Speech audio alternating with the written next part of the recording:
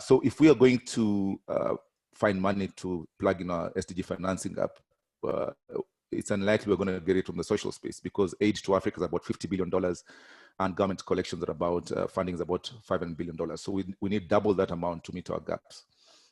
We've got to be thinking about tapping into the private sector, where the capital markets alone have something in the range of $250 trillion. And for that to happen, we need to think about how we leverage blended finance and how we de-risk social investments in order to crowd in private sector capital. So this is a really pertinent discussion coming at the right time. We have 10 years between now and 2030 to meet those SDG targets. And the sooner more of us can get into playing in this space as part of the solution to the problem we're facing, the better I think would be for the continent. At AVPA, we are going to support innovative financing, under which blended finance falls as a key part of the solution to the problem on the continent. So we are doing a lot of initiatives. We are just about to go live with a deal share platform that will bring together capital across the continuum, so grant, debt, and equity. That pilot will be going live next week. So if any of you is interested to have a look at that, we will be supporting especially investors playing the smaller ticket size to bring them together so we can increase the ease and flow of capital into African social investment. And a couple of other initiatives, including launching our social investment mapping landscape study that we've been running since November. That study will also be ready in the next week or so. So I think let's come together. We've got some very interesting other partnerships with some of the speakers on the platform today that we'll be talking about in the next couple of days.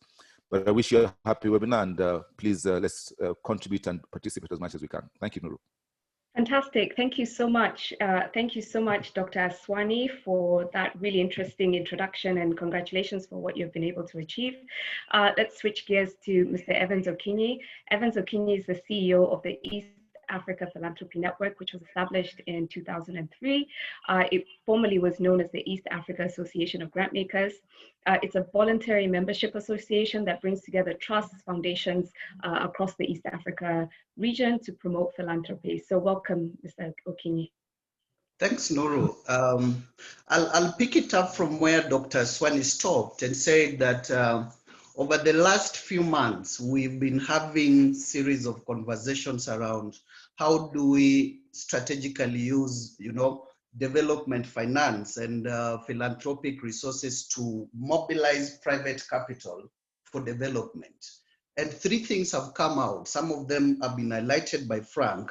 That is, how do we leverage the issues around impact, and lastly, returns. And in the last convening that we had around having the discussions that you are having around blended finance, four things came out. We needed to unpack the SDGs and really identify those that offer commercial opportunities under this conversation that we are having. The second thing that came out is that there was need for us to rewire our market structure. And this was geared towards allowing traditional commercial entities like the banks to work in areas that they were previously unable to venture into. The third thing that came out was the need for us to ensure that there's efficient allocation of capital and the proper packaging of incentives and the impact conversation that we've talked about earlier. There are also issues around policy frameworks in Africa and how do we ensure that we develop them further to encourage participation of the private sector in the opportunities that are coming out of this blended finance conversation. And so as the philanthropy sector, which I represent in this conversation, we need to be aware of some things as we move with this conversation. Like, how do we balance financial incentives and the development objectives that we are looking at? How do we avoid crowding out private financing and the market distortions that may arise out of these, arrangements that we are talking about? How do we ensure that there's transparency while simultaneously protecting what we call commercial confidentiality? And then how do we resolve systematic and project risks that also can lead to, negatively demonstrating the effects of these structures that we are talking about. And so looking at the conversation of today, I think there are quite a number of opportunities that are available for us, and we will explore that shortly. But as EAPN, we really want to focus on 4 things as we move forward in partnerships in supporting this conversation that we are having today. And that is, how do we share, local knowledge, local market knowledge and experience, like what we are about to do today, that will then enable the various actors that may consider these, that may consider the unlocking of private capital for development in the work that they are doing. We also want to look at how do we continually build local capacity, because that is an area that we cannot overlook. I think it has featured in most of the conversations that we have been having around blended finance. The third thing that we want to collaboratively support with every peer is how do we shape policy and regulatory reforms that will then spur such kinds of collaborative arrangements around blended finance, I believe, as we are about to discuss today. And then lastly, how do we shift the investment risks and return profiles with flexible capital and favorable terms, as we engage in these arrangements that we are talking about. And so I really want to hope that going into the conversation of today, we will dive deeper in some of these issues, even as we look at the available opportunities. How do we look at these other issues, the areas that I've highlighted in my talk. So I want to wish us the very best. We are going to continually support these kinds of conversations. We will try to provide, of course, with your support, the necessary knowledge pieces that will enable us to support your efforts in terms of, generating capital from these opportunities that we are talking about. And so, Nuru, thank you so much. I wish us a very productive conversation ahead, and we look forward to what will come out of this. Asante. Shukran. Thank you so much, Mr. Okinyi. Evans and Frank have really framed the conversation today, touching on, I think, 3 Ps. Philanthropy 2.0, as I will call it. How do you leverage philanthropic resources to enhance commercial finance so as we can create more impact and really underpin sustainable economic development? The second P they've touched on is this idea of practice, market practice. How do we rewire the market structure, as Mr. Okinyi said, so we can really ensure that this blended finance approach is not a niche or one-off approach. It becomes mainstreamed in the financial services sector, which will also require building capacity, as Mr. Okinyi said. And then finally, the third P was policy. How do we leverage and create a policy framework that enhances allocation to capital and proper packaging of incentives? And we're going to touch on all these areas. We have a fantastic panel that covers the spectrum that both Frank and Evans talked about. We have a banker in the room, we have impact investors and philanthropic organizations. So really, it is my pleasure to introduce to you our speakers today. Our first speaker I'm introducing to you is Irene Gadiaka. She's the Regional Head of East Africa for Total Impact Capital. Irene's work mainly focuses on organization, corporate and investment finance. Previously, she worked at Stanlib as an asset manager. She also has had experience at Absa Bank, at Nedbank, at McKinsey in South Africa.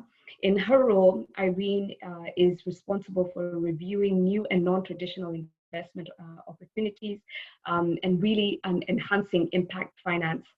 Our next speaker is Jan Willem Shea-Grant.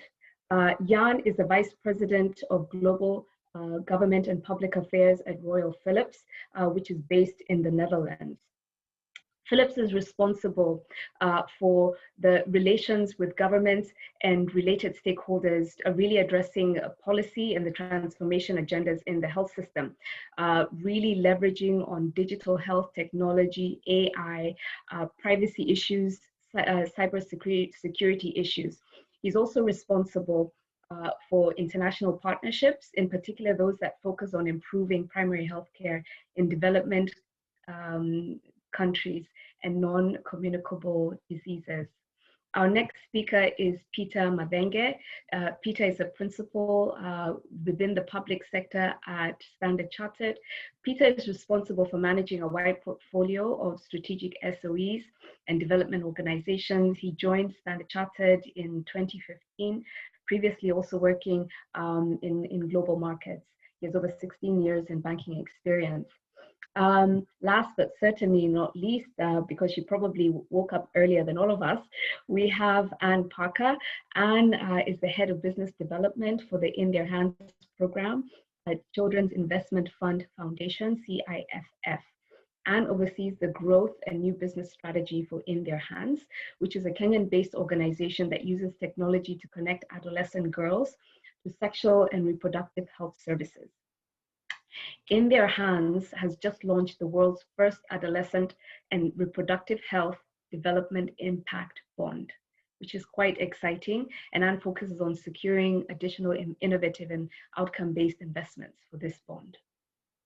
So those are our speakers. As you can see, we have a fantastic panel of speakers that covers the spectrum of banking, impact investment, and philanthropy. We're going to start off, and I'll ask Peter to unmute his line as he really gets ready to help us set the stage for this conversation. So Peter, I'd like to invite you to give us a very brief but high-level overview of what Standard Chartered has found in this trend around impact finance and blended finance. Standard Chartered has published a report that's entitled Opportunity 2030 SDG Investment Map. So maybe, Peter, can you tell us about what your view is from your perspective, and also share with us some examples of blended finance? Thank you. Thank you so much, Nuru. It's really a privilege to have been invited here to speak. You know, this is a subject that is really very close to everybody in the senior leadership of the bank, because fundamentally the world is changing, banking is changing, and if you really look at the SDGs as where we have to be, and you know, as distinct from sort of good to have or optimistic goals, then really we took it upon ourselves to look at a framework where we could really quantify it in terms of the actual infrastructure spend that was required. You know, instead of just having the goal as something in the future, we decided in the Opportunity 2030 report, we really just decided to take a fairly simple look at it and identify just 3 of the SDGs that would be that are the easiest to translate into actual investment opportunities. So those 3 were clean water and sanitation under SDG 6, affordable and clean energy under SDG 7, and SDG 9, industry, innovation, and infrastructure. And really, we then looked at 15 countries in our network, 10 in Asia, 5 in Africa. And the investment need is in the range of, is staggering, it's $10 trillion. And the thing is that that really opens up significant opportunities for investors. It opens up significant opportunities for people in the philanthropy space, for banks, and even also for project developers. Because I think if I'd say one thing that's important to note is that I think, especially in the African context, we're used to saying that, oh, there's no money, there's no, you know, investment isn't available. But I think we have to take a completely opposite mindset and think in terms of abundance.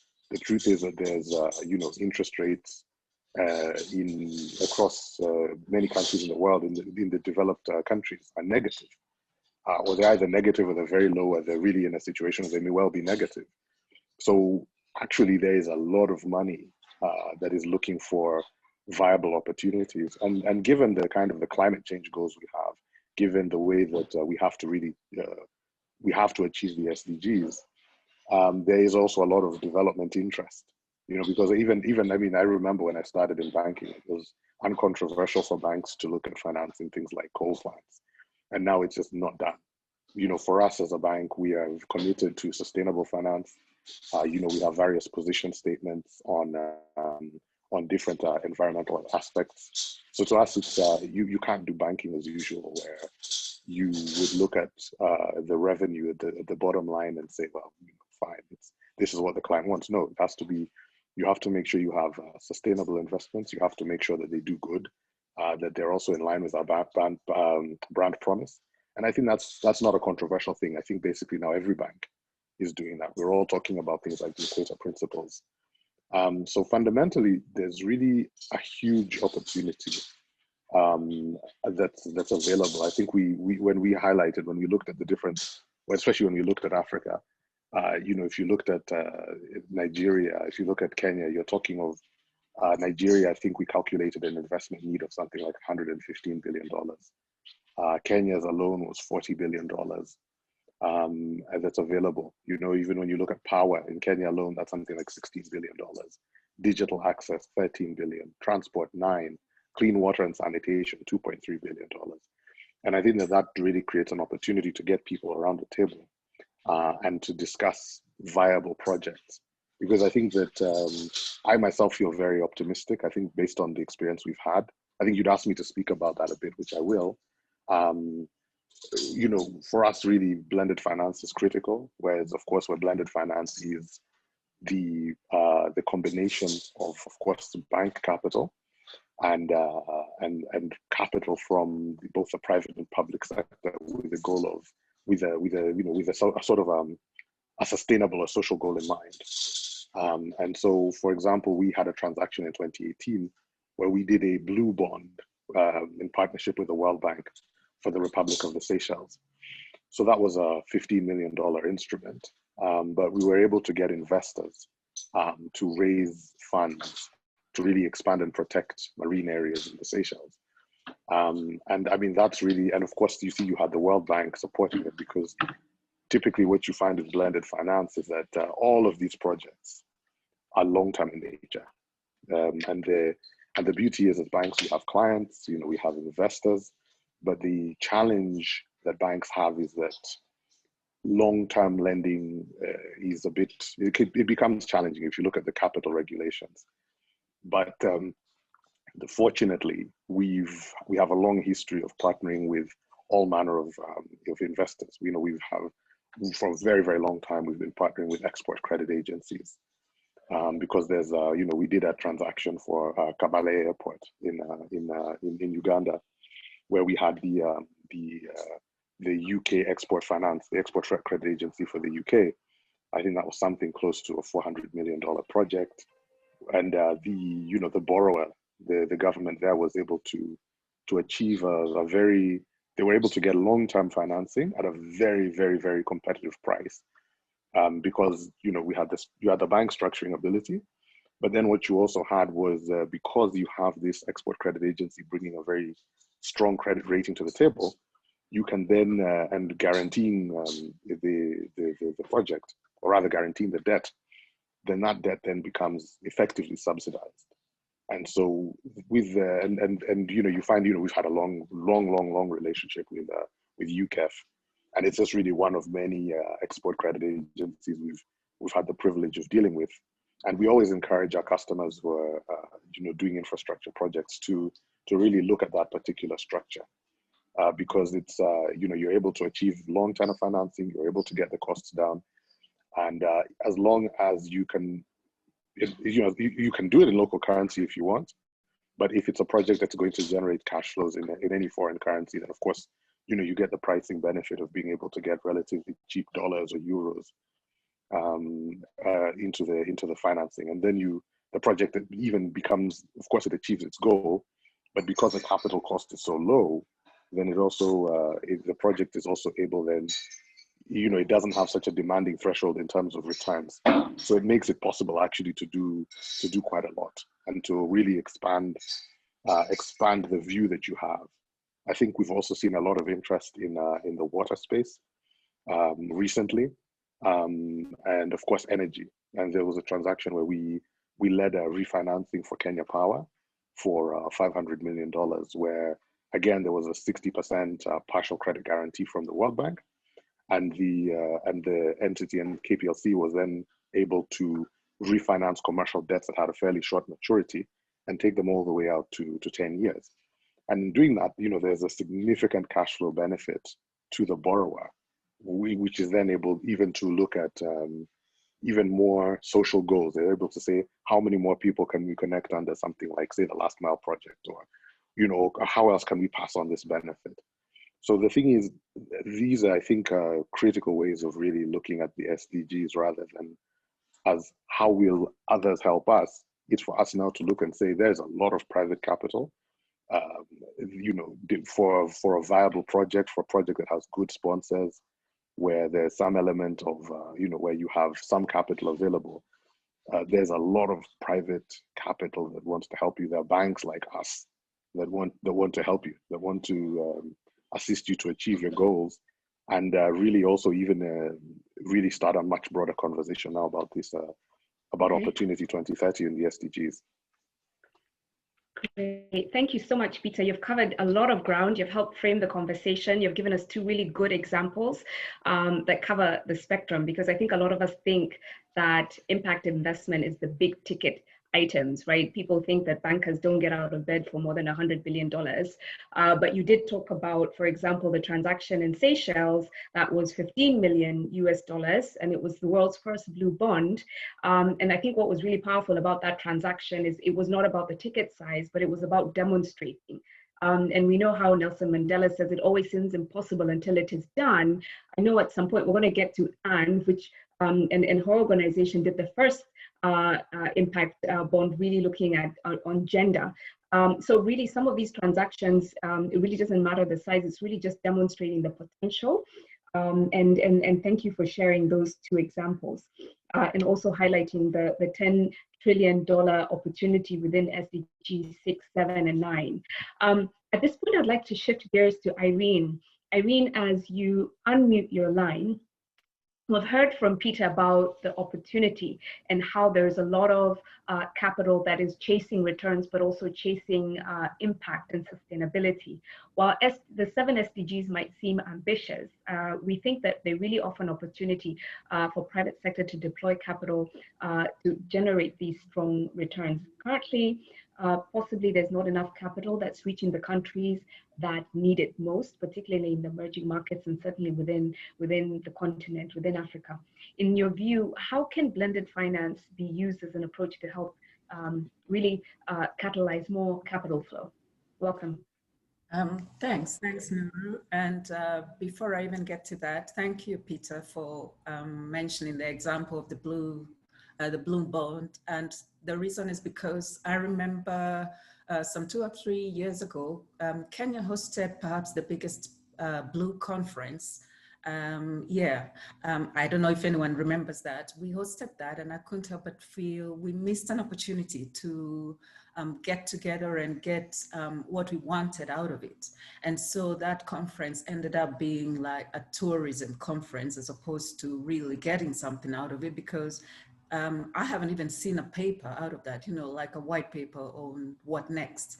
And you couldn't help but feel we have all these opportunities, all these investors that came together in one place, and we didn't have even a high level roadmap of what we want out of it. So part of why money isn't flowing is that perhaps we are not doing enough to create opportunities for ourselves and vehicles into which money can be deployed.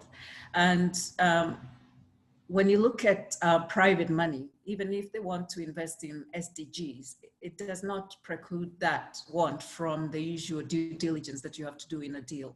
It has to meet all the, the traditional criteria. It has to have risk under control. It has to have returns that are quantifiable. It has to be of size.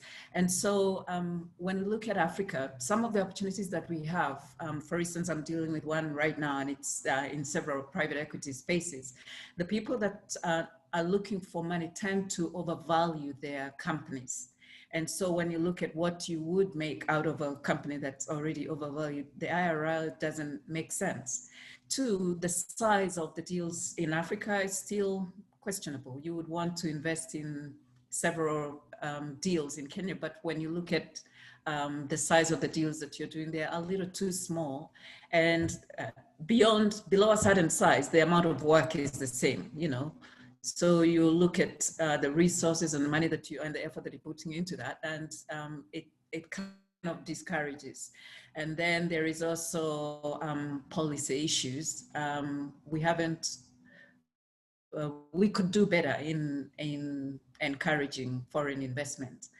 But all is not lost. We have our deals, they're small. So how could we package all of that to make sure that they become investment vehicles that private money can invest into? And that's where some of us are chipping away at the opportunities that we see that the market presents. One of our sister companies, I don't know if any of you have heard of Medical Credit Fund. Medical Credit Fund was founded about 10 years ago, and a lot of people put money into it. And the goal was that there are a lot of small companies that are looking for money. And how do investors put money into these small companies, but without going directly into it? And so this Medical Credit Fund was formed so that it galvanizes the small companies, but any investors that are looking to put money into it will put money in the vehicle, in Medical Credit Fund, as opposed to directly in the small companies. And what you have is that even before they started to call it blended finance, they were already doing it. Money came from IFC in form of grant and debt. Money came from, the British CDC, it came from USAID, and basically they were able to raise about $80 million in that iteration. And so it's grown since. And basically what they do is they get small pharmaceutical and medical practitioners, and they give them small amounts of money, debt that is, but that means that they can provide money to their small businesses, and the investor doesn't have to deal with the pain of having to go through the small businesses themselves. So they have Medical Credit Fund as a vehicle. And so what you find is that they have grown in leaps and bounds. And in the last 2 years, they have disbursed 2 billion shillings just by mobile lending. Let's not even talk about the traditional, loans. Mobile lending in the last 2 years, they have been able to disburse 2 billion. And it looks like they'll be doing 230 to 250 every month of mobile lending, which means that we can package our opportunities to meet the demands or the requirements of private sector money. And when we do that, then we can redefine. It's more like looking at Africa solutions for African opportunities, as opposed to waiting for, a one size fits all kind of solution. And with that, we are then creating, I'm in the process of working on an ABS-backed security, asset-backed security, where we are pooling invoices, pools of invoices, not just invoice discounting, but we're taking the whole debtor's book and pulling several of those from several companies to create an asset-backed security. And what that does is, as I was mentioning earlier, is that you will not have all the companies in that pool failing at the same time. So you've basically taken care of risk, and you have the money kind of sequenced in a way that says you have the higher risk being taken by the partners. That is almost like an equity investment. And so the first loss sits with them. And then you have MES financing, and before that, you already have grants to enable the feasibility work. And so it's coming along nicely. And when all the investors that we have talked to see the structure that, risk is mitigated, then they are quite willing to invest in such a way that we did not anticipate the interest that we have encountered right now. So I'm actually looking forward to having this launched in the market. It's coming along nicely.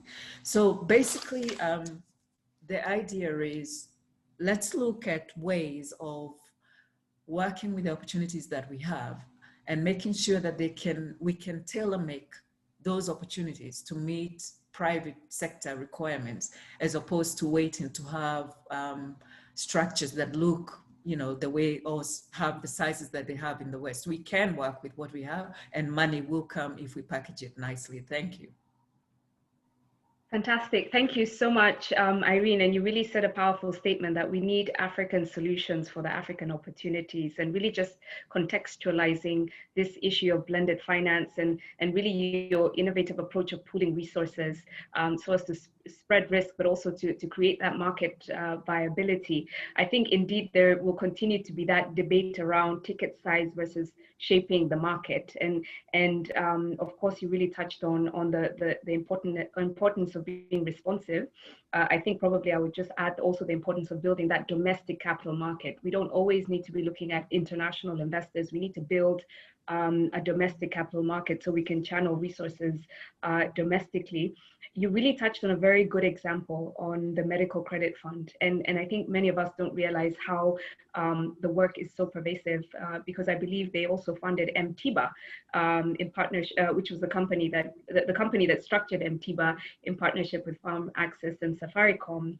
And this was the first pay-as-you-go health insurance, I think, on the continent. So there's lots of innovative opportunities that we think that blended finance can bring to bear.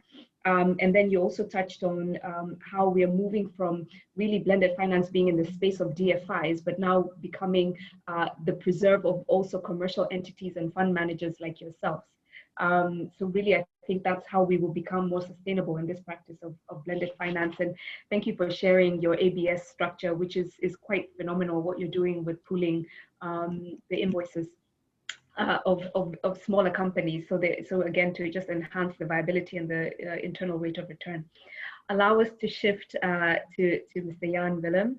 Jan, as you unmute your line, the ongoing corona pandemic has really exacerbated the economic gap between the rich and the poor. It's almost like we have a cloud over the continent. But yet there's still opportunities. I call those opportunities the COVID kairos, the window of opportunity that COVID is presenting us. So therefore, there is a need to structure transactions effectively and efficiently to really draw in that private sector capital. And really that need is more profound now than ever before. At the structural level, Jan, what would be your short-term and long-term strategies, initiatives, that you feel that could work on the continent and maybe particularly in East Africa? Welcome. Thank you, and thanks very much for the invitation. So, yeah, Philips comes at this challenge from a different angle. We're not a bank, we're not an investor, but we've become an investor by necessity. But we've come from the other side, from the project development side, and I think that's what Peter already mentioned. Peter said, I'm looking for viable opportunities. And there is a lack of viable opportunities. Developing viable opportunities and projects is just very expensive. Philips is a leader in health tech, healthcare technology. We're very comfortable in transforming healthcare systems with technology like radiology equipment and patient monitoring and ICUs and ventilators in this COVID crisis. But one of the things that we did also is look at, well, where can we best contribute with our core capabilities to these SDGs, and clearly that's SDG number 3, ensuring access to quality care for everyone. And in that need, identification of need, we saw a particular need in the primary healthcare space. So hospitals are fine, but we know that you shouldn't invest all your money in hospitals. You should invest it in the place where healthcare can best be provided to as many citizens as possible at the lowest cost, and that's primary healthcare normally. But primary healthcare has also been very uninvestable. It's, you know, the business case is not there. It's complicated. It's often public or relying on donors. So if you look at the need, there's a great need. If you look at the demand, the translation of that need into a demand, there's no translation of that need into a demand, and there are no viable projects. So we said, well, how can we actually try and do that? How do we actually use our skills? How do we use the skills that we have also built up in Africa with our African partners to actually see if we can improve the lives of 400 million people by 2030 through improving healthcare. So we set ourselves a purpose, and I see some of other people also said, set yourself a purpose and then see how you get there, and then start to innovate, and that's what we did. The challenge we saw is that in primary healthcare, there's a role for technology, clearly. There's also a role for new business models, maybe a need for new business models to get that invested in. And then there's a need for different financing arrangements. And we saw that on the one hand side, the business development side, we can probably take care of that. We need to invest in it and we'll make a project viable. But on the financing side, we saw a major bottleneck. Nobody really wanted to invest in primary healthcare. It's complex. There are 100,000 primary care facilities in Africa. About 80% of them don't really work. There's no really noticeable, stable flow of money. Patients often don't have to pay for any services, so there's no real revenue that you can tap into. So it's really complex to turn that into a business case. So we said, well, we need to do two things at the short term. One is, first, we need to show that technically it is possible to improve access to care in Africa, also in the most remote areas, and give the quality of care that the citizens deserve. I mean, they have a right to good quality of care, and citizens are saying that they have the right. So can we actually technically make that possible to give proper quality of care? We worked, for example, with the UNFPA in the northeast of Kenya, very remote areas, to demonstrate that with technology you can actually bring care to communities that had never had that quality of care before. So it is possible technically. So that's one thing. The second thing we needed to do in the short term is can we create an ecosystem that allows us to actually develop these projects and get these investments into primary healthcare, where a private sector partner like Philips is one of the investors, one of the ones that takes a stake and shares a risk in developing that service. And that is something that we couldn't do ourselves. But fortunately, we had the UN and the Ministry of Health in Kenya supporting that. So the SDG partnership platform was born. Also here, one of the co-organizers, with the idea that if we bring everybody together, we can solve some of the bottlenecks, the technology bottlenecks, the ecosystem bottlenecks, the policy bottlenecks that were already identified, and see how we can unlock 1 billion euros worth of investment in primary healthcare in Kenya. So that was the mission. Another clear purpose. How we were getting there was less clear, but we had a common purpose, and that convened private sectors also outside of Philips, NGOs, academia. The Ministry of Health took ownership. So really a public-private collaboration environment where the SDG partnership platform created a trusted environment that everybody could trust each other to work on this common challenge. And that resulted, for example, in the development of co-creation workshops to understand, okay, what is it that the counties expect from the health system? And then how much money is available, and that creates kind of a gap for innovation. So how can we actually get the most in healthcare out of our few euros or shillings that you're spending on it, and get the best return for the money. So that is what we worked on in the short term. But that $1 billion investment turned out to be really complicated, because if you look at primary healthcare and you look at blending, primary healthcare has a number of sources of incomes which are not correlated at all, not coordinated, and secure.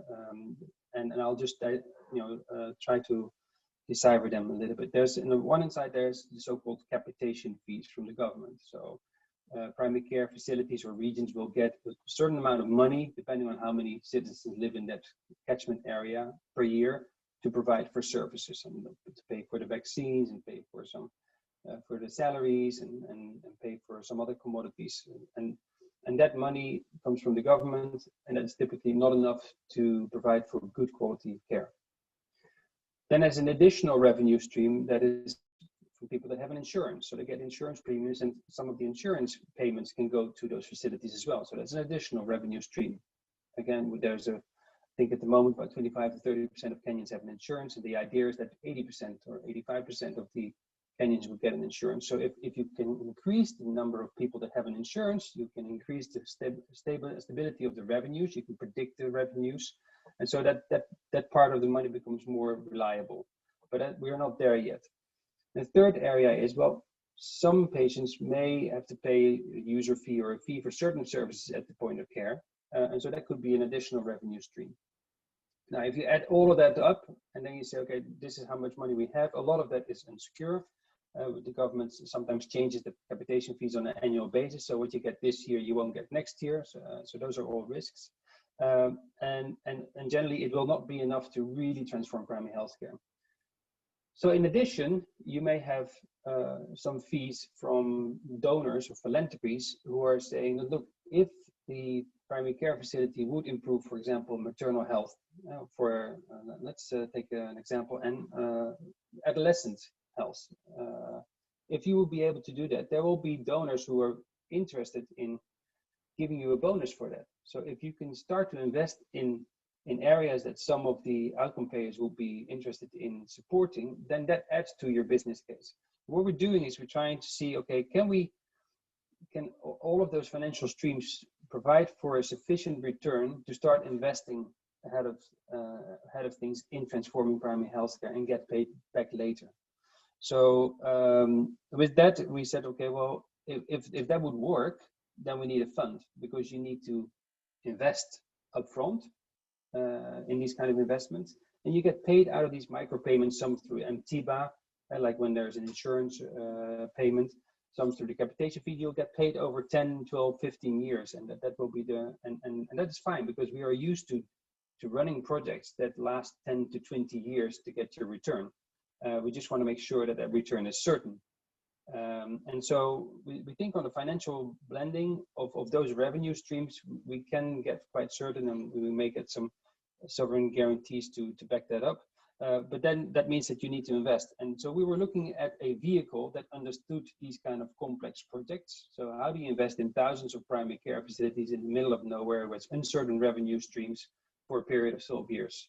Well, guess what? Nobody was interested because they don't understand it. It's complex. Primary care facilities are just small little buildings with not a lot in it except a couple of vaccines, maybe some equipment and a couple of nurses. So it's not really an interesting investable asset. And when we looked at the global health players, people were mainly interested in investing in malaria or HIV or mother and child care, but not in primary healthcare itself.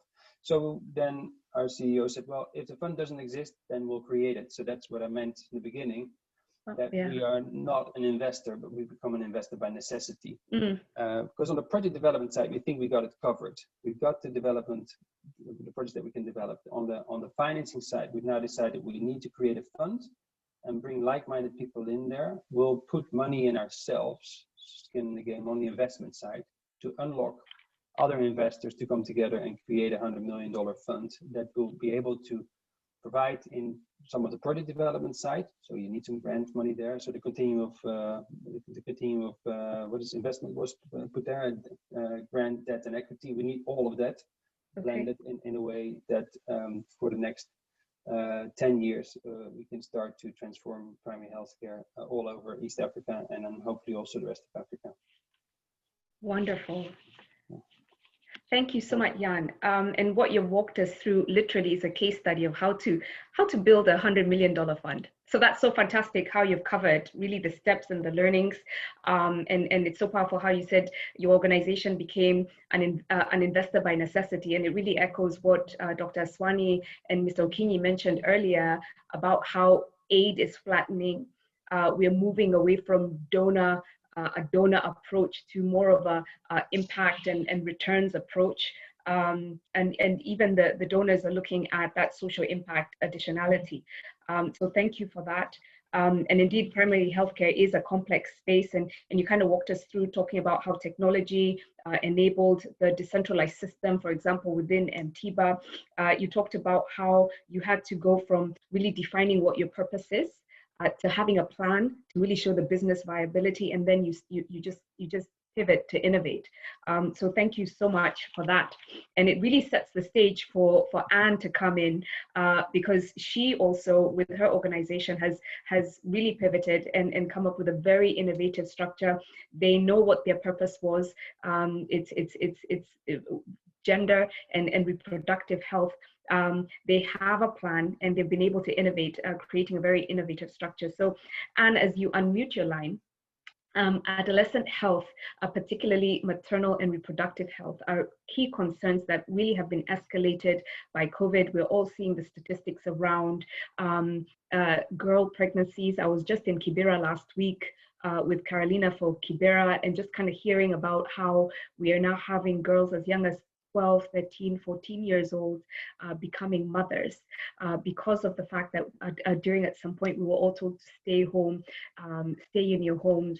We're going to try to flatten the curve, but what that did was create and open up other issues around mental health, and of course issues around teen pregnancies, particularly in the rural and the slum communities. So please, as you tell us about the work you're doing, kindly speak to some of the examples of how you've been able to leverage on the blended finance approach to address this issue of adolescent health. And please also talk about some of the challenges, the way Jan kind of walked us through. Thank you. Yeah, happy to. Thank you. And good morning from a very cold and dark London. I hope it's looking a bit nicer in Nairobi today. Really happy to share the implementer perspective in this.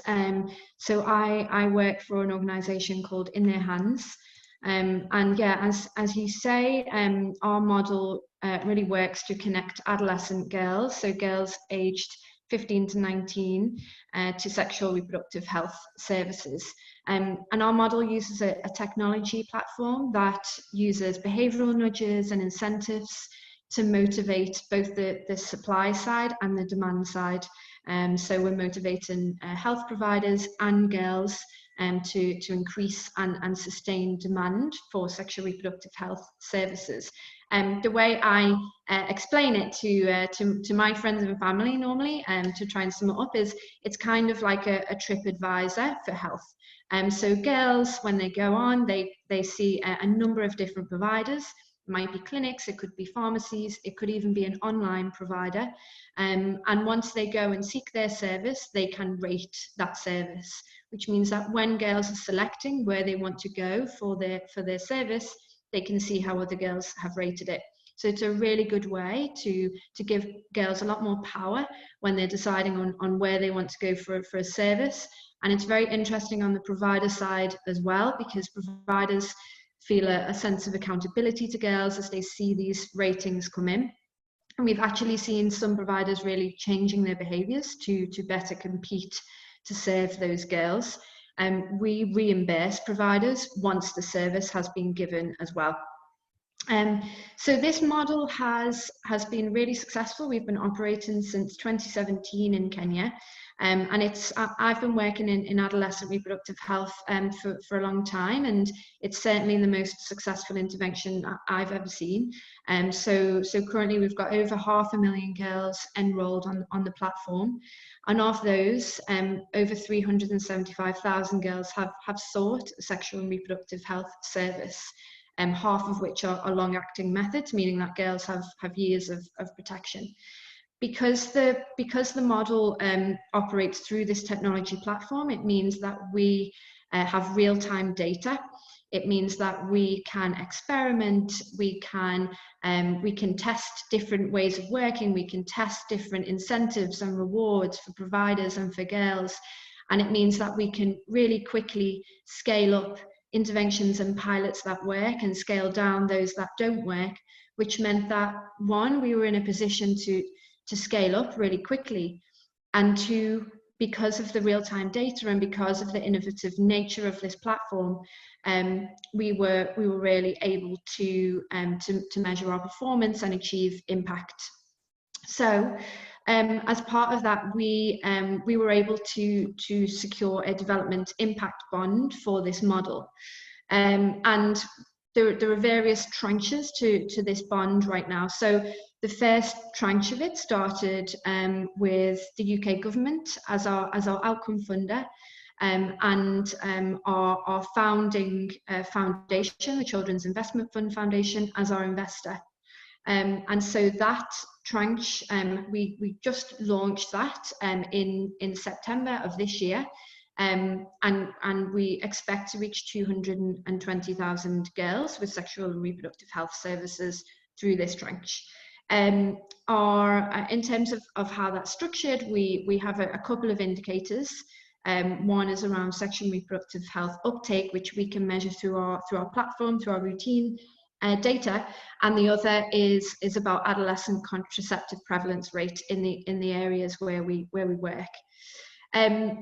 Then the second phase of this development impact bond, which is the phase that we're in now, we've been very lucky to secure support from the SDG partnership platform and a number of UN agencies in Kenya, wherein we're looking to secure a second tranche of outcome funding from the SDG joint fund, and this second phase is really interesting because we've managed to have support both for program delivery, for research, monitoring and evaluation, and for fundraising from the WHO, from UNAIDS, from UNFPA in Kenya.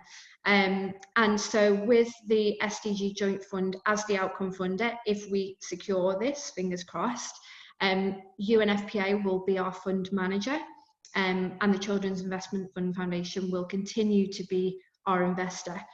And as part of that, we're all together utilising all of our networks, seeking additional outcome funders to reach the scale that we want to be at. So that vision looks like reaching over 700,000 girls with sexual reproductive health services by 2023. So that's what we're all working towards right now. In terms of, I guess, especially speaking to other implementers considering this type of blended finance model, there are indeed challenges. It's a time and resource heavy type of structure. So for our UK government tranche of outcome funding, I think it took around 18 months in the end to launch. So it was longer than we expected. It was resource heavy as well. So we're quite a small organisation, and without the support of our funder, which is CIF, Children's Investment Fund Foundation, we would have really struggled. So we used an intermediary to manage the structuring of this development impact fund, and that was really how we were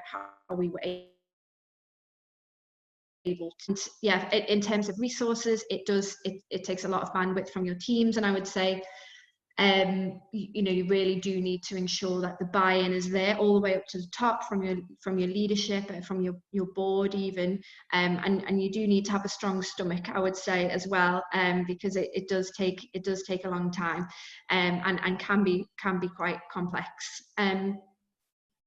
Yeah, so I hope that answers the question. Thank you so much, Anne, and congratulations on what you've been able to do. Of course, like we said, it always seems impossible until it's done. And I'm sure once you got to maybe month 16, you thought this is not going to happen. But there you go, you pushed through, almost like going through the labor period, right? So I'm sure you're very excited that you've been able to get to this point of being on your second tranche of capital raising. And you really reinforced what everybody has talked about, this issue of leveraging on technology, and you are leveraging on technology so you can get that high frequency data that will inform your business model and inform the services that you provide your 500,000 plus girls, which is just absolutely remarkable what you've been able to do. There's some questions that have come through. Allow me to ask Peter, and I'll also ask Irene to ready to unmute your line. There's a gentleman called Anthony, and he's saying, in the Kenyan context, the primary agricultural producer seems to have gotten a whole new purpose with COVID showing us what really matters, food. How do we take this into consideration looking into the future to define real growth and conservation in the rural agricultural sector? Peter, maybe you could start. Can you speak to the agricultural sector? How do we leverage blended finance within this COVID kairos for the agri sector? Well, thank you so much. That's a really, really good question. I think I've been fortunate in different aspects of my career to have worked with different agricultural firms. I think I'll split the question in two, because I think if you look at the big producers, they have no problem getting debt finance. They're big users of debt finance. I've seen people in the horticulture space, basically if it's large scale agriculture, I've seen those are very innovative users of finance. I've seen biogas digesters get financed, small hydro plants. I mean, these guys use debt finance, and it's wonderful. And there's also even increasingly a social impact aspect of it, where they'll come and they'll get financing from a bank because, look, electricity bills are too high. We want to install solar. We want to put a biogas digester. We want to think about how we can do cogeneration. So there's been a lot of innovation in that space. But to some extent, I think what sort of makes me feel a bit sad as a Kenyan is that's for maybe the 1%. I mean, those are people who have 10,000, 15,000, 1,500 acres. And I think that maybe the question is more, what can you do in the small scale space to really drive a much bigger socio-economic impact?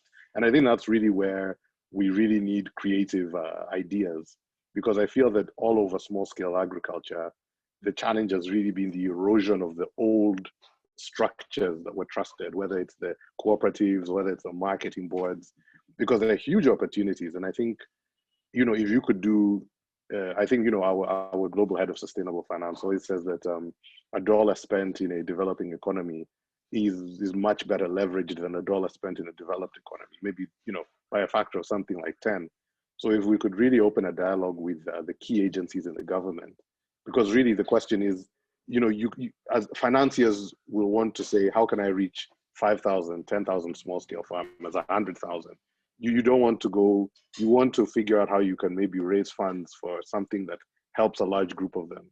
So in a perfect world, you would have, say, SACCOs and marketing boards as your sort of, I guess, borrowers or investee companies, or however it is, and they would do something collectively. They'd say, oh, we want to move these coffee farmers, all of them to, I don't know, shade-grown agriculture, or we want to do one small hydro facility, or we want to do a microgrid. Because I mean, we saw it done with power. I mean, at some point, everyone was thinking of large-scale power, and then suddenly you saw all these solar developers come in.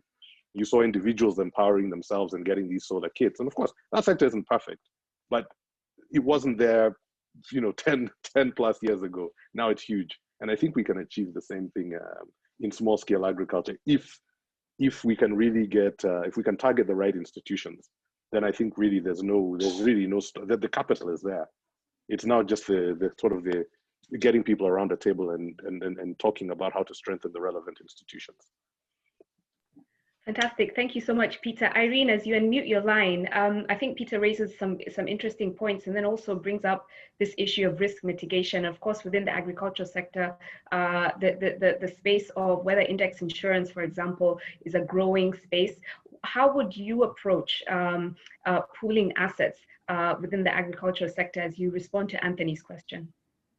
Actually, that's a timely question. I was just thinking that, as Peter has mentioned, one of the challenges that we face as we are trying to pull invoices for financing is that in the agricultural sector, the small farmer doesn't have anything that you could finance. There is not a document that says this is what will be given in place of the money. There's nothing that you can exchange it, because you're not going to take the bags of maize.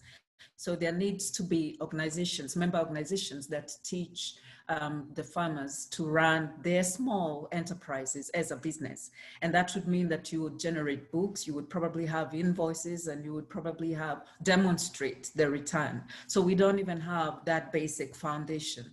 What we are doing with some small producers of farm produce is that we are in the process of pooling those invoices as well. So we are not just doing it in the health sector, we are doing it in other sectors. But for that to happen, you need a demonstrable kind of plan that says this is the beginning and this is what you will get if I give you the money. In our case, we would require invoices in place of the money, because we wouldn't be requiring the actual commodity. So what you find is that small farmers basically deal with the produce and they sell it and they get money outright, or they get it later in bonuses. But what Peter has mentioned is that over time we have destroyed those member organizations that would have enabled the documenting of what it is that you own in paper, so that, or in documents, in a way that then you can take that and finance against it. So we are in that space. We are financing over time invoices from farmers, from manufacturers, from logistics. But the only way to do that, as Peter mentioned, is that we need the grassroots foundation that helps farmers and other sectors, small sectors, to really get together and run their small outfits like businesses in a way that says, even if I don't deal with the farmer directly, if I went to the circle and looked at their portfolio of invoices, then I would be able to buy that in bulk and finance that. But for now, what you find is that you would want to help, but exactly where do you direct the money? So then it becomes a farmer will probably only have to take out a personal loan to advance his businesses, which means it's not a very cost-effective way of doing businesses, because personal loans are, you know, come with their own requirements that limit how much you can get, how long for.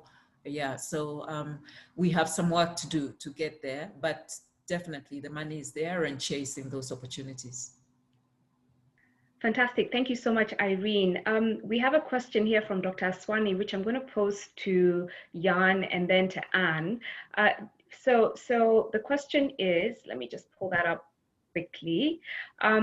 Do you feel that the private sector has woken up to the investment opportunities within the SDGs? And are you seeing more attention being given to the SDGs by the private sector? And maybe you can speak to some examples based on your experience. We'll start with Jan. Thank you. Next to working at Philips, I'm also chair of the UN Global Compact in the Netherlands. And the UN Global Compact is the global organization that brings together the tens of thousands of companies to engage with the UN system, in particular around how we do business, so ethically, anti-corruption, human rights, etc. But also how we actually try to achieve the SDGs, so all 17 of them. And what we've seen is that 95% of the companies that are a member of the UN Global Compact, but I think it's a good percentage that holds true generally, recognize that they have a role to play to achieve the SDGs. And I think that's the first thing. Now, many of them are struggling a little bit about how they can then help to achieve the SDGs, and that's what you see that's happening now, that companies are redefining their purpose. Everybody's talking about purpose. Some companies need a little bit of help redefining their purpose, but a lot of companies are redefining their purpose. So, okay, how do I actually contribute to societal need and societal goals like the SDGs? And so that momentum is increasing thanks to Corona. Thanks to the Corona crisis, people say, okay, what's happening? Our entire system is being shook up. And then what's really important? Oh, our employees are really important. Oh, their families are really important. Actually, our customers are also really important. And by the way, we've discussed that there are suppliers that are really important as well, because if we don't help each other, then we fall over, and then everybody falls over. So that interdependence and that of the business with society has really been clear in this time. Now, of course, it's not been easy, but it has kind of put back that thinking about, okay, what is my purpose, and do I take care of my employees, and do I take care of my customers? People trust me, and if I do that, I can retain more employees, and that will now translate increasingly to, okay, so if we are then aligning our purpose to societal goals and the SDGs, where do we start to invest? And we see that happening, of course, also in East Africa, not only in healthcare, because the realization is that it needs to be invested. We also see it in energy. We see it in nutrition, logistics, agriculture was already being mentioned, and digital, of course, which is the big equalizer, because you can do digital innovation anywhere. And so I think that, I love the In Your Hands example on TriggerRise. TriggerRise has been looking at a number of things to use digital technology to make these things investable and transactionable. And just like what M-Pesa was being mentioned, that is such a fantastic disruptor that can help us accelerate investment in the SDGs and achieve those SDGs. Now, I want to give one example on the energy space, because what we've seen in a number of these SDG areas is that project development takes a long time. It's really, really complex, and the business case is very uncertain. But that's not unique to healthcare. That's unique. That's also valid for education. It's also valid for example, renewable energy and for other areas. So when I first talked to a development bank, Dutch development bank FMO, and said, look, we have this healthcare problem, primary healthcare, really complex, and I explained everything. And the guy said, oh yeah, it's just like renewable energy. So sorry, what do you mean? Oh, you know, renewable energy is also that it takes a long time to actually get these projects at scale in Africa. You know, the business case is not really certain and really, really complex. So what we did, we created a fund for renewable energy to bridge that valley of death, if you like, and accelerate the investments in renewable energy. And that's been really successful. Climate Investor 1, it's called. And now has led to, now it has gained momentum. It's gone past that complexity, it solved the complexity, the business case and the uncertainty by putting some investment in there, and now it's going. And that we can actually replicate that to healthcare. So they actually helped us structure that for healthcare. And I know it's also being used in nutrition, especially for micronutrients, and talking to, you know, scaling up nutrition networks in Africa. So I think that, and that's the beauty of this platform, you've all chosen several SDGs to invest in. And I'm sure that once you put them next to each other, you'll see that there are a lot of commonalities that we can learn from. So I'm sure that the acceleration that you would have in one SDG will help the acceleration in other SDGs. So I think we have, momentum is building up, barriers are being taken down. So there's good hope for us that in the next few years, we'll see a lot more investment flow in this space. Fantastic. I like how positive everybody is being with their commentary. Anne, would you like to unmute your line and speak to the question? Sure. I don't know if I'm going to be quite as positive though. Just again, you know, from the implementer perspective, and especially given that I'm focused on an adolescent reproductive health intervention, wherein by nature of our target audience, girls are not going to be paying for their reproductive health services, whether that's in a developing market or a developed market. Even in the UK and Europe, teenagers are not expected to pay for sexual reproductive health services because, one, access to cash is an issue, and two, for a non-urgent health service, it's very hard to persuade young people to prioritize cash to pay for that, which means that for this type of model, there are minimal opportunities really for profit making within the model. You know, there might be there are some experiments and some small revenues that could be made, but really minimum to the overall cost of these types of services. And so I guess I would maybe put the question back out to the group in that scenario. You know, how do you persuade the private sector to still invest in a model that doesn't have great potential for profit making? We do know that there is potential in CSR teams within the private sector. There's potential from the private sector to be anchor investors for a model like ours, but we would still need to secure outcome funders to ultimately pay for the services. So if it's okay, I would push that one back and say, you know, for these models where profit making is minimal, you know, what might some of the options be to better engage the private sector? Fantastic. So you've heard it from Anne. She's not going to answer your question. She wants you to answer it. So maybe you can use the chat. Maybe you can. She's given us homework. Okay, so use the chat. Let's use the chat to share our thoughts as we ask Peter to unmute his line. I see a question here for that I think I'd like to direct to you, since banking is is really incentivized on returns. So the question is, private sector is beginning to redefine itself towards the social impact. Meanwhile, public sector is redefining itself towards ROI. So do you see a meeting point between the two in terms of streamlining funding to the SDGs? No, thank you for that question. And I think to me the answer is absolutely. In fact, it's very interesting because that confluence of the government focusing more on ROI and the private sector focusing more on social, I think you've probably heard the different policymakers in the National Treasury and really across the government talk about public-private partnerships. Because I think Dr. Aswani was saying earlier that when you look at the debt ratios, I mean, we're not a basket case. I mean, we're not going to default. I mean, I think barring a really fundamental sort of crisis, but there is a need to deliver infrastructure in a way that, especially sustainable infrastructure, of course, in a way that does not lead to, you know, just this endless accumulation of debt.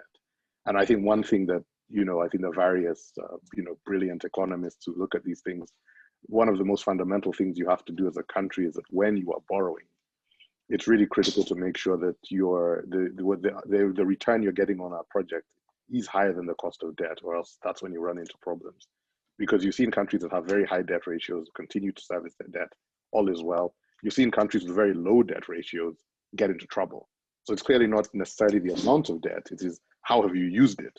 And I think that that collaboration, that combination is going to be, you know, really fundamental going forward, because as governments have a very key role with PPPs, because these are big projects, and it's the government's role to take part in de-risking them and really assisting with the legislative framework, such that the private sector can then come in, you know, viable private sector actors can then come in using a clean process, a proper due diligence, and then deliver the infrastructure.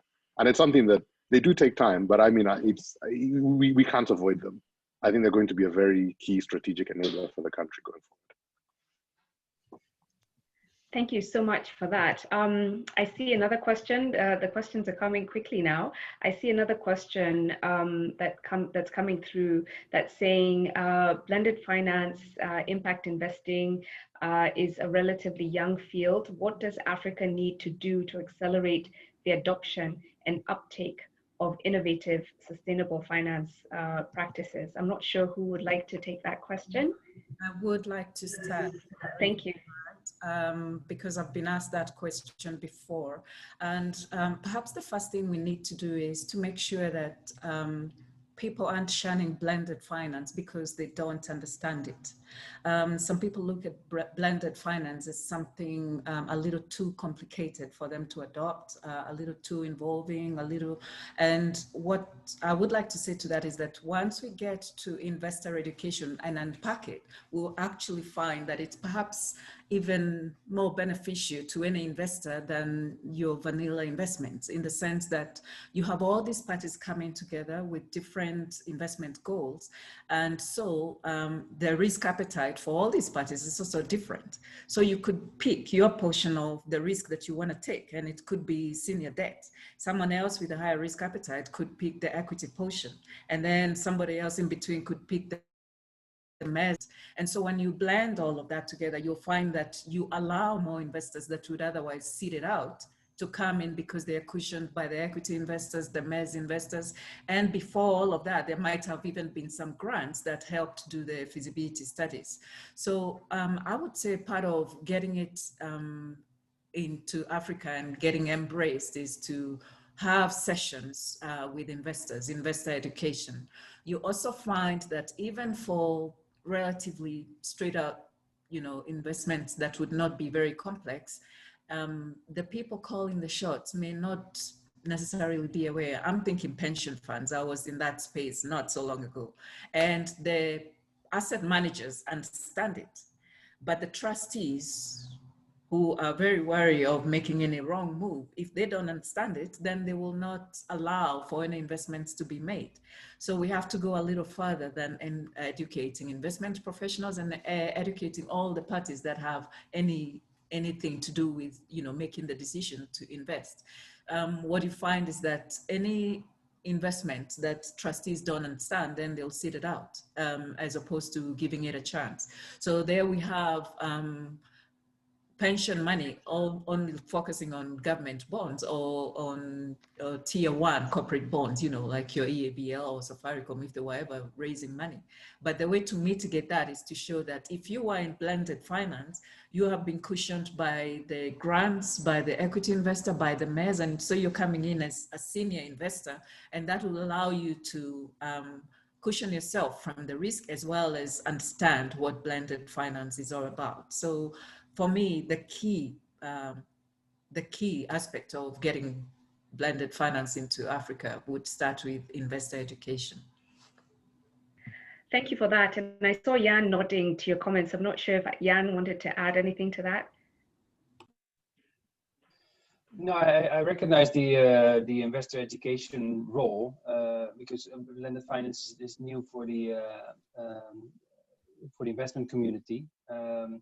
And some of those communities don't normally talk to each other, like the grants and the debt, the equity folks. So you need to bring them together and to make them understand.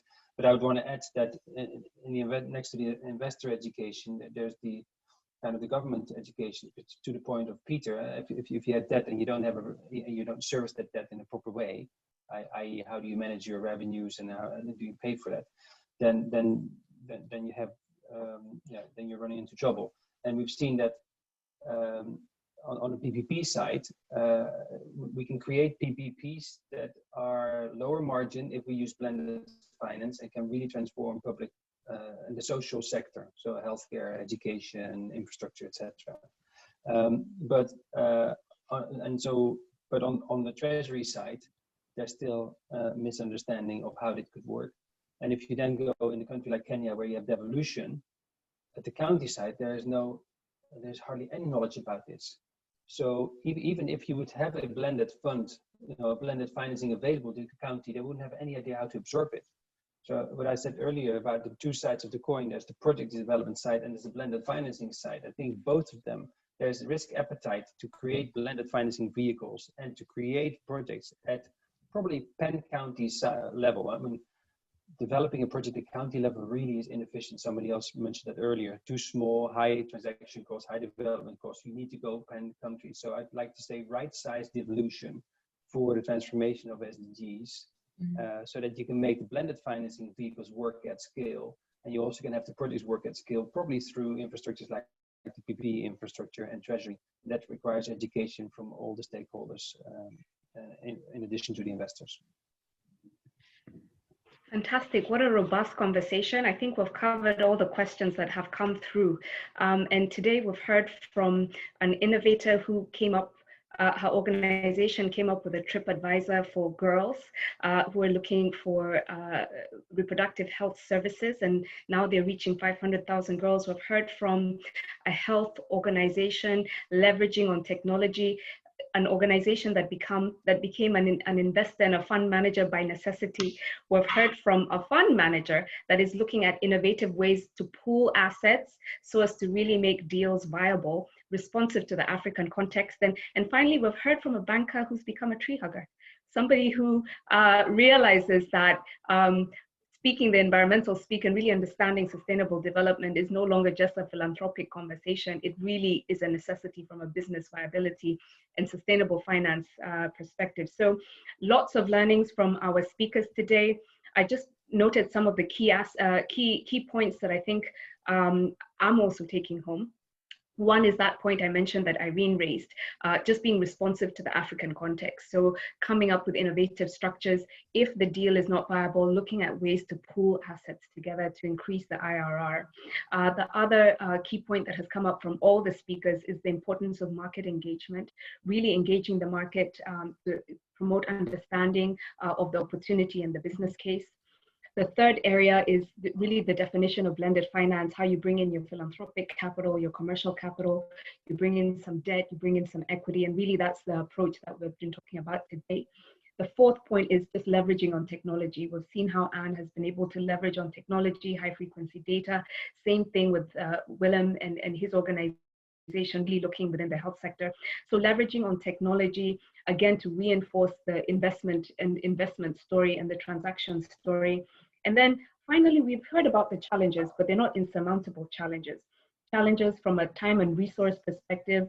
Anne's transaction took 18 months. I know Peter and the work that they've been doing in Seychelles and across the continent in terms of sustainable finance, it takes time, but I think the outcome is what makes the time worth it. And also the fact that you're breaking new ground. So of course it's going to take time. The other challenge we have is the issue of capacity, and Jan just talked about this, as did everybody else. Capacity from the issuer side, from the investor side. We've talked about, Irene talked about how trustees, for example, need to be educated. I remember when we were working on the Acorn green bond transaction, we spent a lot of time with the pension industry, helping them understand what green bonds are and really understand the business case and the impact opportunity. So there is that need of continuous engagement, of course, recognizing that blended finance has been on the continent for decades, because DFIs have been operating in the continent for decades, but now we're moving from a DFI conversation to a commercial conversation. So that's where the capacity is needed. And what a wonderful panel. Allow me just to thank everybody who has spoken, Anne, Peter, Jan, and Irene. Thank you for sharing your fantastic case studies and insights. Allow me now to pass over the microphone, the virtual microphone, to Arif Neki. Arif is a wonderful man who is really just passionate. He's got a banking and finance background, and he's like Peter. He's become a tree hugger as well, really just engaging on this conversation and keeping the conversation going around impact investment. So Arif, please share with us your comments, your thoughts about this panel. Thank you. Thank you very much, Nuru, and congratulations for a really excellent job at moderating this really impressive panel. Thank you, Anne. Thank you, Jan William, Peter, Irene. What a great discussion. As Nuru said, I'm just going to pull away from the tree and spend a few minutes before I go back to hug it, to say that we all know that there's, what, $2.5 trillion gap in implementing the SDGs. For Africa, the estimate is anything from $500 billion to $1.2 trillion. We know that one way to achieve that is, of course, to be creative in terms of the types of financing sources and blending that we try and achieve. The other way that's critical is to converge, to make sure we perforate the silos. And this discussion shows you already how we're bringing together capital market players, impact investors. We're bringing in private sector companies like Philips. We're bringing in instruments like development impact bonds. But we're also bringing in philanthropy. We're bringing in the right partners, pensions and the like. So this is very encouraging, and I think the financing gap on SDGs. We need to also keep in mind that Secretary General just hosted an event for us 2 weeks ago. And he talked about a $12 billion market opportunity for business by 2030. So the SDGs are also really an incredible opportunity. And we're seeing that it's a common language that all sectors understand. And private sector has been very foresighted to get onto the SDG language as well and put that in their sustainability reports. Peter, I joined your first sustainability report launch with Lamine and Co. And we had the SDGs all over it. We've seen that with Safaricom and others. So I think we're going in the right way. Many of our constraints, we know, are around the mismatch between the supply of capital and the demand, the ticket sizes, the types of even investor knowledge that we talked about. We need to have AVPA and other partners work with us in sort of creating this stronger investor education programs. Data is often the issue, and how do we get big data, technology and innovation to come together in Africa. We're seeing a lot of issues also around the need for de-risking, because your typical classical safe bets are not always your remote and excluded populations, and so we also need to constantly think about that issue of leaving no one behind, so that we walk the talk on leaving no one behind. Pensions, in Kenya we have this new law. We have the opportunity to harness pensions. What is it, 10%, and we're using less than 1%. So how do we actually make these things work? I think these are all very important practical opportunities for all of us, and we know that blended financing has attracted a great amount of interest. It's the sexy topic right now, but in the grand scheme of things, we need to also think about the enabling environment issues, the issues around bringing projects to an investable level. When I talk to counties, the issue is oftentimes there isn't enough TA and support. Philips is doing a great initiative in Makueni and Isiolo, in some of these counties where there is TA supports provided, but this is rare. So there are other structural issues we need to think about in this overall development paradigm. And I think for me, what's really encouraging is to see that we're getting almost, shall I say, the coalition of networks and platforms coming together. We used to have all these associations like KEPSA and networks, but now we're having coalitions of networks, which is very exciting. So we're getting into the game of aggregation and amplification and convergence. And we all realize that, the issue is much bigger than anyone or any particular type of approach, blended finance included, as a silver bullet. And so we're seeing, for example, the National Advisory Board for Impact Finance Task Forces that are across Africa. I chair the one in Kenya. We have all the financing networks, including Nuru's Kenya Bankers Network Association, etc., AVPA and others. We have the SDG platform, of course, where we work very closely with our partners at Philips and others, with Anne and the team. We have the UN Global Compact Kenya, which is working very closely embedded within the Kenya Manufacturers Association. KEPSA and the Chamber are working very closely with us on Fintrinet, the Finance, Investment and Trade Network that's bringing all the sectors together. The Agriculture Sector Network with 400 stakeholders, 100 BMOs. So there is this great push now to converge, to aggregate, and to work together. And I think this is extremely powerful and extremely healthy.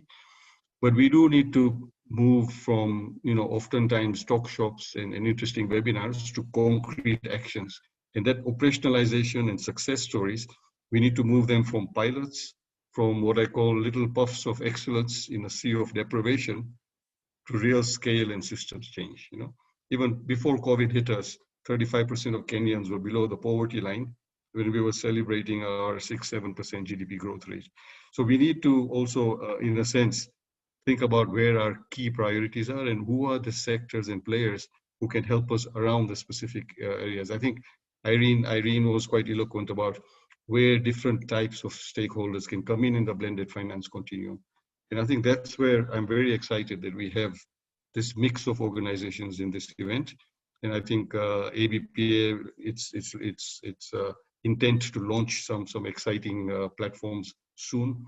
We'll also add to the mix of this aggregation that we expect to have. So let me stop there and thank you all. And this has been a really exciting opportunity. And with Nuru's permission, I'm going to go back to the tree. Thank you. Thank you so much, Arif. What a wonderful recap of the panel's conversation. Of course, you brought up and really highlighted this important SDG 17, the SDG partnerships. And you've talked about how it's important to aggregate and bring together the network to create a more sustainable impact, right? So we move from being a niche area to really being mainstream. I see a question that has come up. We're taking the final questions as we're getting ready to wrap up. A question for Anne. How can local foundations and NGOs be part of the response to private catalytic capital gap in East Africa, given their aptitude for flexible financing and long-term vision for achievement development impact? A mouthful. As you unmute your line.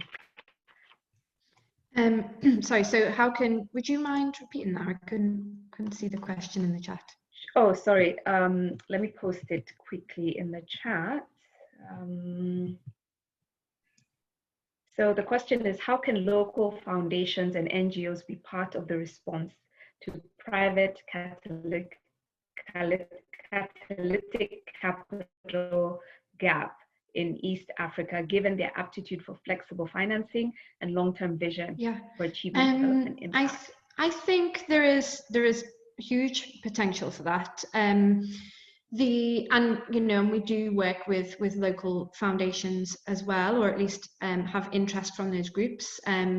It will take some time to turn those around into something that we can really implement. But as Arif notes, there's still a lot to be done, I think, in terms of bringing these different groups and foundations together and thinking through the best ways to collaborate on that. We know that the transaction costs can be high, so ideally we wouldn't want to have too many outcome funders or too many investors. We would prefer if we could kind of group those into one fund potentially. So I think figuring out the best way to bring these together and how to group them is still a key question for us. Thanks so much. I see Dr. Aswani has raised an interesting point. Frank, may I ask you to unmute your line and turn on your camera and kind of share your point about local institutional capacity?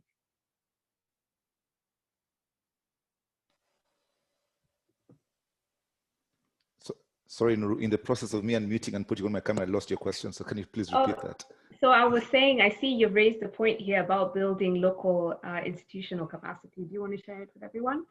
Yeah, I think so. So when we set out to do a strategic plan as an ecosystem builder, we try to ask ourselves, what are the big things we need to focus on? And we came up with 3 things. The first thing, Einstein always said, if you've got an hour to solve a problem, spend 55 minutes understanding the problem.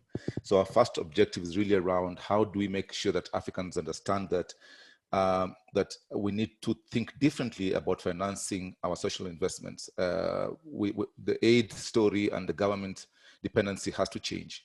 And we need greater collaboration between the private sector and the development space. So that's the first thing. The second thing was really around investor education. As I said, I was totally shocked to find that we only have one Pan-African institution that has an innovative financing program. It's 54 countries, a couple of billion people, one institution.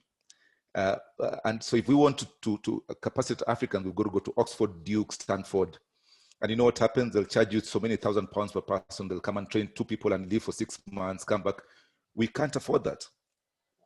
Our people are going to be left behind. So we've had to change tact, and we've said, okay, so now what we want to do is we want to bring together and create a Pan-African alliance of African innovative financing institutions. And if we get that right, Nuru, in 6 months, Africa can have the largest concentration of innovative financing institutions in the world in 6 months. If we get a donor to fund this program, we can revolutionize that Africa like that.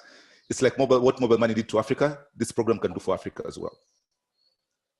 We don't have the luxury of time. Our people are going to be left further behind. So that's something we're looking to do, and we're hoping that someone out there hears us and hopes to support this program to see we can really make sure that even a small country like Gambia, Rwanda, Burundi can have someone locally who's training social investors, corporates, foundations on how to make this whole blended finance thing come together. Otherwise, we'll be talking about this conversation with our grandchildren 50 years from now.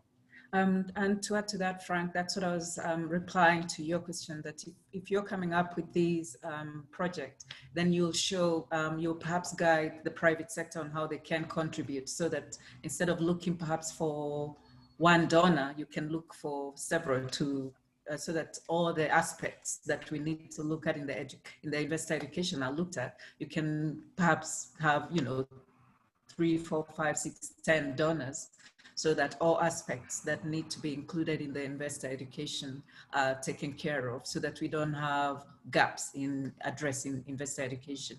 Yeah, absolutely. And also we'll count on some of you here to come on board to share your experiences, because it's all about also building from bottoms up. People are already doing some of this stuff, so we'll count on a lot of you to come and share your stuff too. Thank you so much. Thank you so much for that, Dr. Aswani and Ms. Irene. I see that Anthony Mbandi is also just echoing Dr. Aswani's comment. He's saying that even before financing, how about getting the universities to start the conversations?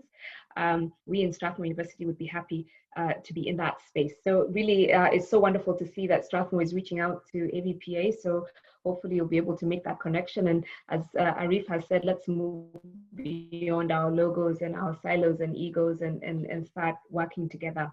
As we wrap up, you're allowed to ask just 1 or 2 final questions. But as we do that, I'm going to go around the room to the panelists. final comment, maybe a comment of what you might have learned from this conversation, or just a final takeaway that you might want to share. Peter, may we start with you? Unmute your line. Thank you. Thanks, Nuru.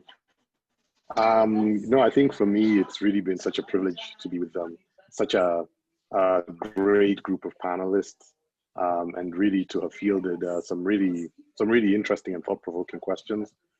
I think for me, my learnings have been that there is so much innovation out there. I think Irene talking about asset-backed securities, Anne and her impact bond, even Jan Willem and funding something that really is as challenging as primary healthcare, and not going mad or giving up as a result. I mean, I feel very, very optimistic because exactly what Arif was saying. As we form these coalitions, I think we have the solutions within us. When we talk about blended finance, it's like Nuri said, it's not new. These are things that really all of the tools are here. I just think that it needs a particularly focused push. I think it needs open-mindedness, and I really think that it also needs optimism, because I think, like I said, we've become far too used to in this part of the world. As we say in Kiswahili, serikali tusaidia. It's not that anymore. All of the tools, all of the funding are actually available to us, and it's not easy, because I think that all of these, every time you come across a project, you realize that it's something that could take time, deadlines slip. Sometimes getting the environmental aspects right can be tricky if they're project affected persons or anything like that. But I think it's all within us. And I think we're in a very, sometimes to some extent we forget that the world has really shifted, that there is so much private capital available, and that there is a lot of goodwill, towards all of us in terms of really achieving the SDGs and achieving even just really our investment goals, as societies, as governments. So I think, I look forward to working together with everyone. Thank you. Thank you so much. Fantastic. Irene, final word? As you unmute your line. Thanks, great. Final word is that as Frank and Peter have emphasized, it's time to move away from, it's long overdue to move away from the dependency on government and on grants, and recognize that there is private sector money out there that's just looking for opportunities to invest into. We have now the structure that that we're emphasizing here, that money can flow into, that's of blended finance. The next step is to make sure that there are assets, or that there are investable vehicles that people can put money into. And because we have our own challenges, how do we package all those opportunities so that an investor looking in, or even private money, that's private sector money like pension money, looks at it and sees a proper vehicle that they can invest into, where we have thought of all aspects of risk, of return, of sustainability, all of that. And we can do it if we, like Peter said, get together and kind of pool all our resources. That's the assets, that's the skills, that's the opportunities in Africa. Even go a little further and look outside of just Kenya. So not to be so inward looking and look at Africa as a whole. We have it in us to take it to the next levels. My point being, there is money out there. Let's package ourselves in a way that attracts that money. Thanks. Fantastic. Thank you so much. Anne, final thoughts? Maybe something you might have learned from your colleagues. I've learned a huge amount. As a program implementer, the financial world that many of you come from is still a steep learning curve for us. So I've learned a lot. But we do know that blended finance brings so many advantages for programs, for development outcomes generally. And it's been great to hear about some of these initiatives today. I come away really getting a sense that there is a lot more convergence to be done on how we pull together on a lot of this.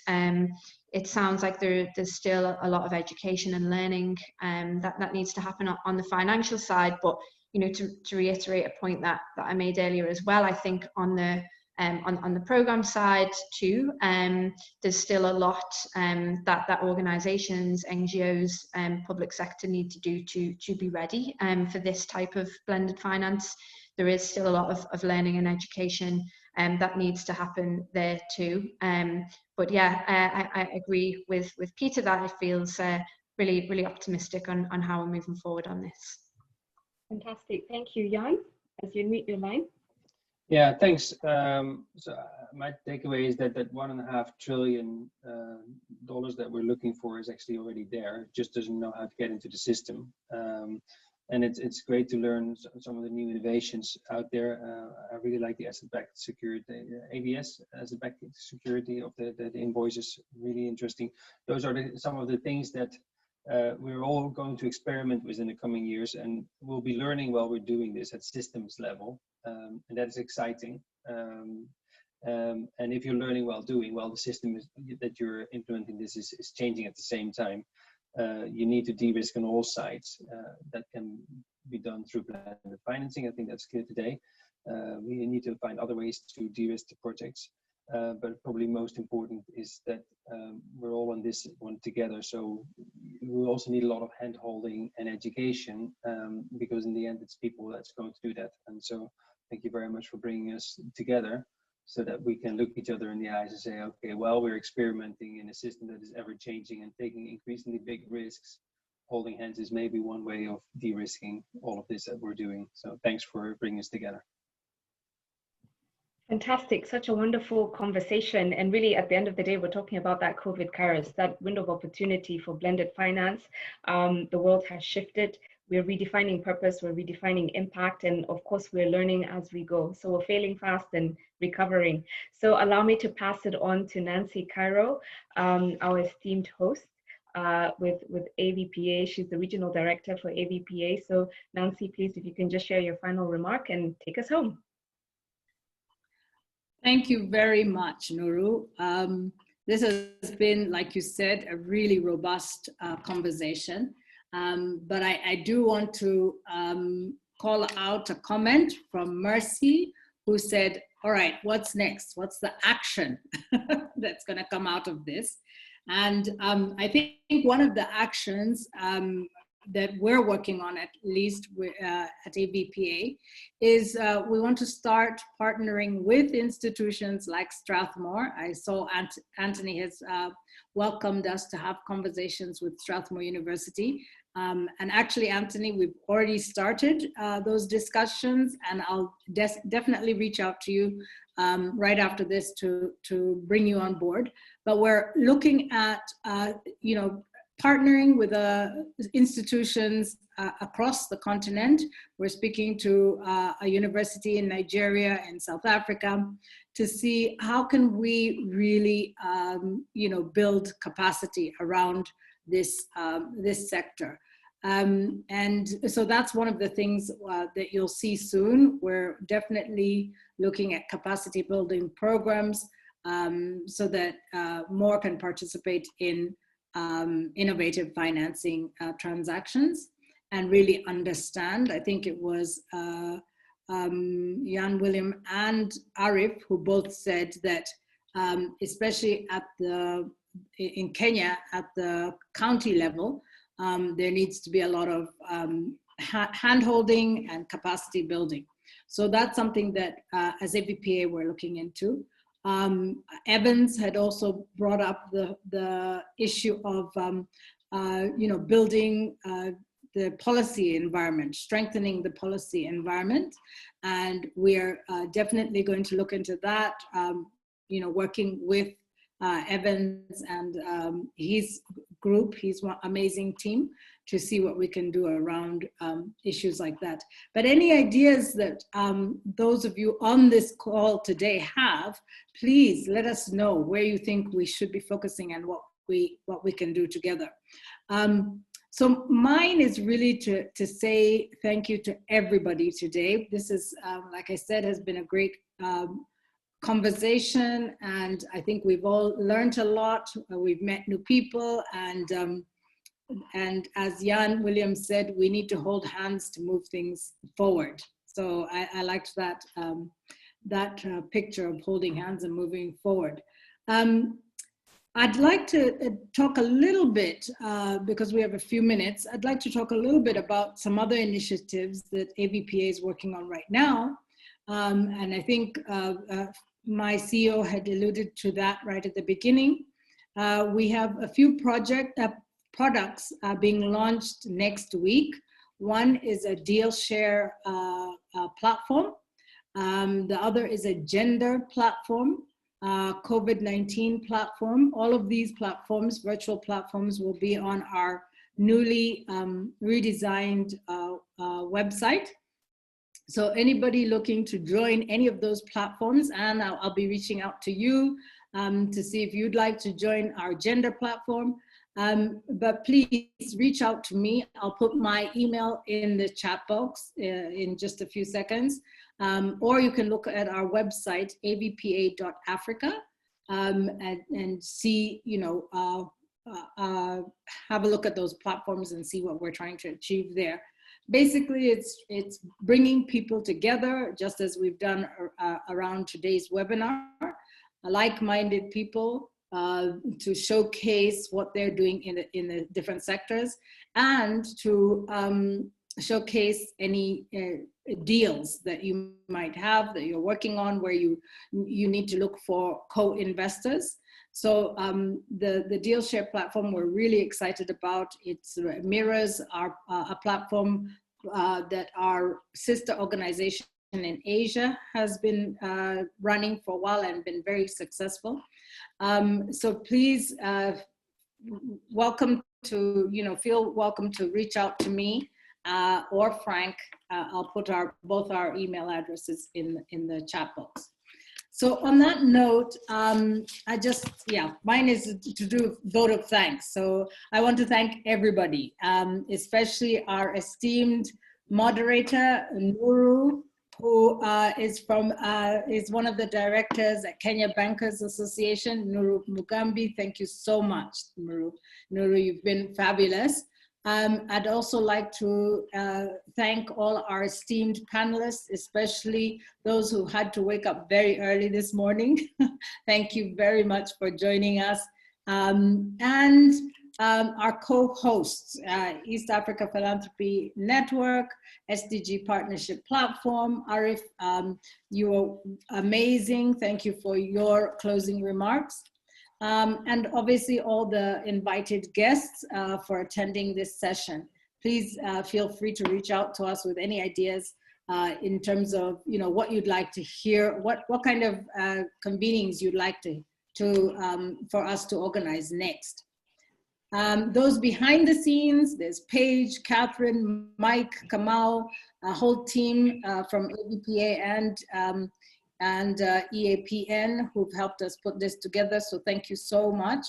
And I'd be remiss if I don't also thank our biggest donor, AVPA's biggest donor, which is USADF, or the United States Africa Development Foundation, who have really helped us do this and many other projects throughout this year.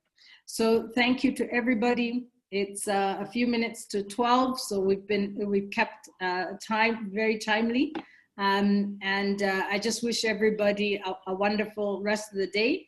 Please keep safe, and I always tell people also keep sane. Thank you very much.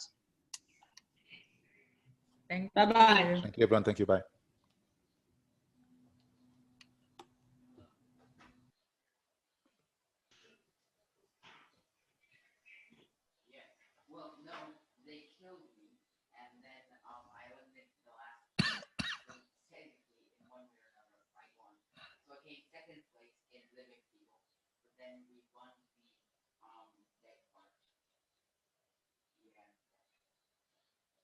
It is what it is.